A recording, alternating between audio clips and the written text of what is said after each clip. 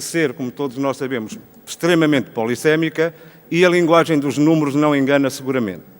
Isto para dizer que os rádios amadores têm, de facto, vantagens, até em termos linguísticos, na forma como são sintéticos e passam as suas mensagens. Mas agora, para quem não é, eu digo boa tarde, obrigado por terem vindo. E quando o Sr. Engenheiro Hélder me colocou este desafio, eu devo dizer que senti algum arrepio na espinha. E senti porquê? Porque de radioamadorismo, muito honestamente, eu serei o radioamador desta sala que menos sei e, portanto, senti alguma dificuldade quando este desafio me foi feito, mas, por outro lado, pensei que poderia, eventualmente, sensibilizar algumas pessoas, designadamente os órgãos da estrutura intermédia do serviço, para que, daqui para a frente, possamos fazer um trabalho conjunto que eu acho que vale a pena experimentar. Nesse sentido, eu estarei aqui numa dualidade terrível. Por um lado, enquanto radioamador, e como radioamador, aquilo que eu pretendo hoje, agora e aqui, é ouvir as intervenções brilhantes que eu sei que são, quer as que já passaram, quer aquelas que ainda hão de vir, e sim, são, de facto, intervenções técnicas bastante profundas que nos podem levar a aprender muita coisa, a mim particularmente. Divulgar, prometo que aquilo que eu recolher hoje aqui irei fazer o favor de divulgar a quem de direito, junto pelo menos da minha comunidade, e também enquanto radioamador, de facto agradecer ao serviço a forma como retomaram este processo que já tinha caído nas calendas, como os colegas sabem, a forma como foi retomado, agradecer aos grupos de trabalho que de facto foram constituídos e que desenvolveram um trabalho brilhante, senão seguramente que não estaríamos hoje aqui. Enquanto funcionário de serviço, que é aquilo que eu sou, o que é que eu poderei fazer? Sensibilizar quem? As pessoas que me estão próximas, sensibilizar eventualmente através daquilo que eu vou dizer os meus queridos e camaradas coordenadores presentes, para aqueles que ainda não trabalham em conjunto com os rádios amadores, tentar fazer esta articulação, quer na minha comunidade, quer naquela onde eu possa também intervir, cooperar. É essa uma das minhas funções, é cooperar também a partir daqui para que todo este sistema, este projeto que todos nós aqui estamos a discutir, possa ser levado para a frente. E se nós estamos a falar de proteção civil, há muita definição técnica, aliás, elas já passaram aqui hoje. E eu gostaria de dizer que, numa linguagem muito clara, muito simples, como é a dos rádios amadores, muito modesta, dizer que, para mim, proteção civil é tão só e apenas um conjunto de comportamentos cívicos que todos e qualquer um de nós deve ter. E não vale a pena nós andarmos aqui com coisas, com grandes tratados linguísticos, porque de facto a proteção civil é isto. Todos nós somos responsáveis, todos nós somos intervenientes na proteção civil. E não vale a pena olhar para as coisas e virar a cara para o lado a pensar que é o próximo que tem que realizar. Não. Compete-nos a mim, compete a cada um dos senhores presentes, seja ou não radioamador, ser, de facto, um elemento integrante da estrutura de proteção civil. Portanto, para mim, proteção civil é isto. E, sendo isto, para mim, proteção civil, obviamente, qualquer um de nós estará em condições, a partir de hoje, se ainda ou não é, de ser um elemento da estrutura da proteção civil. Começo pela classificação de radioamadorismo. Radioamadorismo é um hobby científico. Embora esta expressão científica seja um bocadinho pomposa, não deixa de ser verdadeira, mas, acima de tudo, também é um serviço público. Aliás, nas designações formuladas inicialmente pelas entidades que superintendem a rádio, o radioamadorismo foi classificado, na realidade, com estas características, acrescentando, naturalmente, não havia qualquer interesse comercial. Desde o início, em que o Marconi teve a habilidade suficiente de fazer o puzzle que aglutinou todos os conhecimentos de que físicos eminentes anteriormente tinham equacionado, desde essa altura que existia radioamadorismo. Aliás, não sei se por orgulho patriótico ou se por orgulho dos radioamadores italianos, o Marconi foi considerado o chefe máximo e o pioneiro máximo da radioficção dos italianos.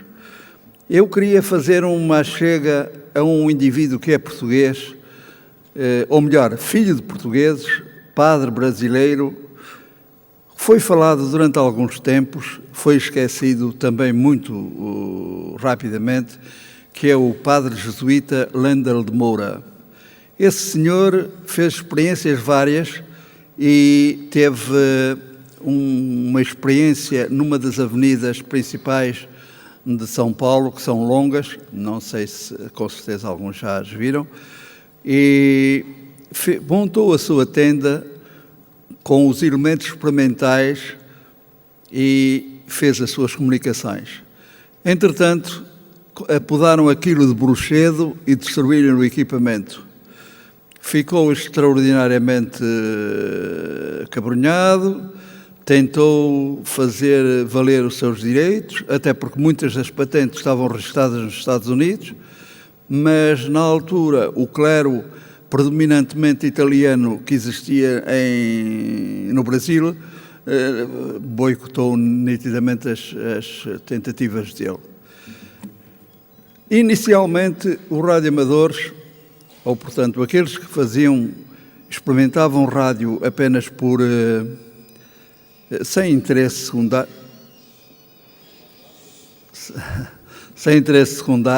sem interesse comercial, limitavam-se a fazer as experiências que tinham sido formuladas por Marconi e por outros também que o seguiram. Naturalmente que não havia organização. E assim foi decorrendo o tempo. Os Estados Unidos da América, com o seu potencial científico, potencial económico e potencial de movimentar as coisas, teve uma importância enorme. Até 1910 atingiram um número de cerca de 400 radioamadores. Isto nos Estados Unidos, porque nos outros campos também existiam. Eu tive acesso a elementos escritos da época de 1905, 1910, em que verificava que já havia gente interessada na rádio. E acontece o seguinte, acontece que esses indivíduos, mais tarde, foram a base da formulação da rádio no país. Em 1910 começou a haver a repartição de campos, porque as estações, embora só fossem até 200 metros, acontece que essas estações já eram em número suficientemente grande para competirem entre serviços oficiais, serviços de auxílio público, serviços da Marinha e radioamadores, de tal forma que limitaram determinadas frequências. E assim vamos seguindo o tempo, com passos relativamente curtos, passos relativamente pouco significativos, até que chegamos a 1915. Nessa altura, uma agremiação de rádio, que é a ARRL, American Radio Rig, essa agremiação resolveu pôr as coisas na ordem e congregar os radioamadores existentes. Eram cerca de 4.000, aliás, esses 4.000 que fizeram a base das comunicações da Segunda Guerra Mundial. Não só lá, como também em alguns países da Europa, nomeadamente França e Inglaterra. Depois da Primeira Guerra Mundial, os indivíduos vindo das tropas operacionais foram a base do progresso do radioamadorismo. Nomes famosos mais tarde mais tarde de grandes casas de radioamadores, como seja a Collins, a Marland e a Ali Crafter, viveram nesse período, embora o seu apogeu tivesse sido na década de 30. Eu vou tentar-vos falar, dar uma perspectiva geral sobre o radioamadorismo, de uma forma simples e fácil de entender, com bonecos muito ilustrativos. Para já peço desculpa por a qualidade de algum deles. Eu penso que tenho aqui alguns sons na minha apresentação, se fosse possível ouvi-los. Estamos já a ouvir algumas comunicações de radioamadores, porque já se falou muito de radioamadorismo aqui hoje, mas ainda não ouvimos nenhumas comunicações. Ok, esta apresentação divide-se em duas partes.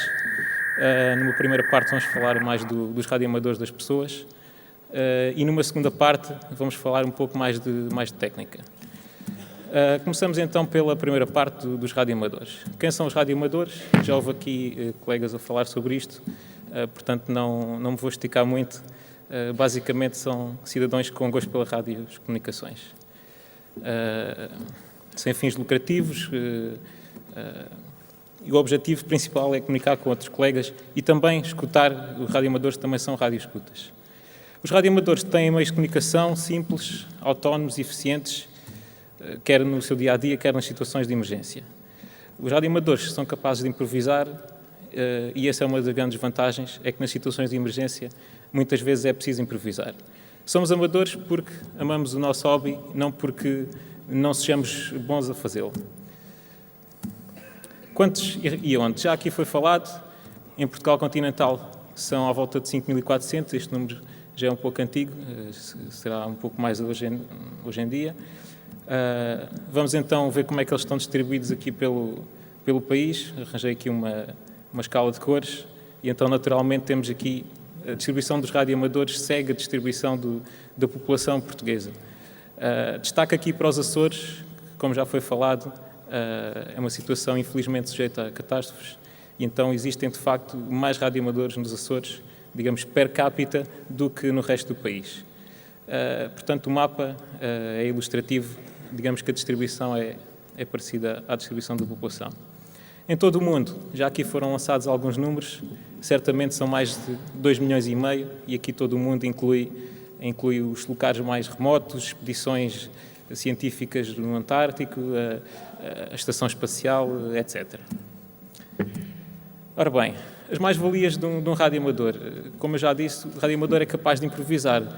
Isto é uma grande mais-valia. Nós sabemos que os radioamadores fazem expedições, montam tendas, com fins lúdicos, mas isto dá-lhes a capacidade de, portanto, ao praticar essas expedições com fins lúdicos, eles preparam-se para situações de emergência onde é preciso improvisar e montar coisas rapidamente. Esta é uma característica que já vem de há muito tempo. Ora bem, muitos radioamadores, a maioria deles, têm conhecimentos técnicos e científicos e têm gosto em saber como é que as comunicações funcionam e não se limitam apenas a operar um rádio. A organização, existem, como vocês viram, inúmeras associações de radioamadores em Portugal, no mundo. Este próprio seminário é um exemplo da capacidade da organização dos radioamadores. E o espírito de entreajuda, que também eu realço aqui, porque não é só nas emergências que temos de ter o tal comportamento cívico. Qualquer radioamador em dificuldades sabe que pode contar com os colegas. Ora bem, hoje em dia, o que é que se passa? Os radioamadores, como o nosso colega já referiu, sempre estiveram na vanguarda das novas tecnologias. O que é que acontece hoje em dia? Enquanto antigamente o desafio seria montar um emissor, hoje em dia isso está um pouco fora de causa. Então temos de nos virar para ter outra perspectiva face à técnica. Então o que é um radioamador hoje em dia se pode virar, para onde é que ele pode evoluir? No fundo, ele pode fazer uma interface com o mundo da informática, ou seja, criar novas aplicações informáticas, fazer a interligação do mundo do radioamadorismo com o mundo da informática e pode também criar novas aplicações baseadas em tecnologias que já existem. Portanto, os radioamadores hoje em dia pegam uma série de coisas que já existem e criam uma solução nova aplicada às suas comunicações. A nova era do broadcast. Ora bem, todos nós aqui, penso eu, já alguma vez na vida ouvimos as estações de emissão radiofónica que transmitem, eventualmente, de locais mais distantes, mas que escutamos mesmo com rádios vulgares que temos em casa, alguns mais antigos, nas bandas de onda curta e de onda longa e de onda média. Portanto, aqueles que têm lá na escala onde diz MW, LW e SW. Nós vamos ver então o que é que significa DRM. Vamos ver quando é que teve início a sua criação. Porquê é que se criou o DRM? E quem é que participou na criação do DRM? Qual é o interesse em mostrar o DRM nesta apresentação e qual é a sua ligação com os amadores? Visto que isto aparentemente pode parecer uma coisa só de broadcast profissional. Ora, DRM significa Digital Radio Mondiale. É o acrónimo. Nasce em 1998, é um consórcio de empresas não só de broadcast, mas também de fabricantes, e pretendem criar um sistema normalizado, ou seja, qualquer coisa que estabeleça uma norma para o futuro, porque é necessário criar um sistema alternativo ao broadcast que existe, porque está a perder clientela. Okay? As pessoas estão a deixar de ouvir as ondas curtas. Nós vimos ainda agora um exemplo de comunicações em onda curta, que é muito engraçado, que é difícil, porque às vezes tem que se usar telegrafia, porque se ouve mal. E isto é um novo sistema, é um sistema de implementação de uma modulação digital que vai, eventualmente, suprimir todas essas falhas que ainda possam, eventualmente, existir nas comunicações em onda curta. Isto, em termos de comunicações de rádio, as comunicações em onda curta têm uma vantagem muito grande, que é não dependerem de uma terceira máquina. Eu tenho o posto emissor, tenho o posto receptor e não dependo de uma terceira máquina, não dependo de um repetidor, não dependo de um satélite, não dependo de mais nada. Okay? Portanto, hoje é um consórcio internacional em expansão com mais de 70 broadcasters, fabricantes, operadores de rede, entidades reguladoras, em mais de 25 países espalhados por todo o mundo. Eu devo referir aqui que a própria Radiodifusão Portuguesa já faz parte deste consórcio e já há algum tempo, não é assim muito recente. Portanto, está lá praticamente desde o início. Portanto, como disse que o objetivo é construir um sistema digital da AM, poderia ser único, não proprietário. Isto de dizer que é não proprietário convém explicar porquê, para não tornar isto demasiado dispendioso, para que todas as pessoas em toda a parte do mundo possam usar este sistema sem ter que estar a pagar royalties pela utilização do sistema. Nesta área o que se faz é dominar as coisas no chamado domínio público, e então são coisas que são sistemas que ficam acessíveis e são utilizados por toda a gente. Portanto, sabe-se que há uma grande vontade geral em passar toda a tecnologia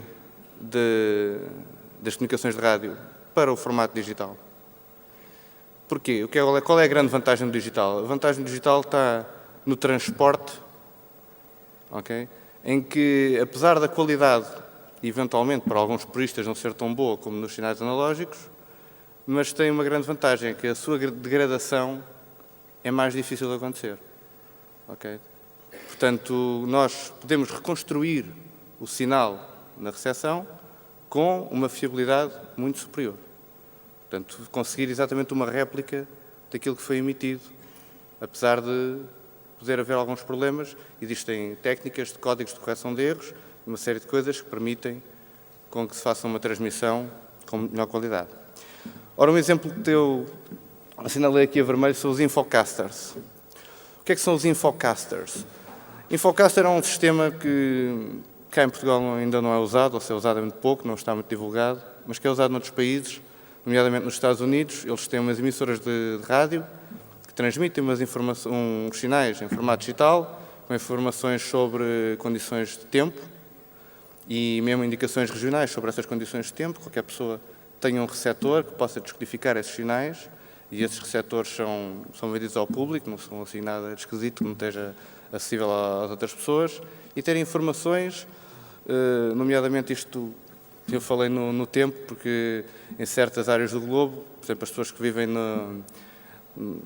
para mais uma vez referir o exemplo dos Estados Unidos, as pessoas que vivem na zona sul tipo na Flórida ou coisa assim, são zonas onde há tornados, onde há tempestades, e convém haver sistemas de difusão automática, de X em X tempo, fazem uma emissão das condições climatéricas, qual é a previsão de tempo, e pode também dar outras informações. Nós podemos usar este tipo de coisas para dar informações sobre tráfego, e no caso de haver catástrofes, no caso de haver alguma calamidade, isto pode estar em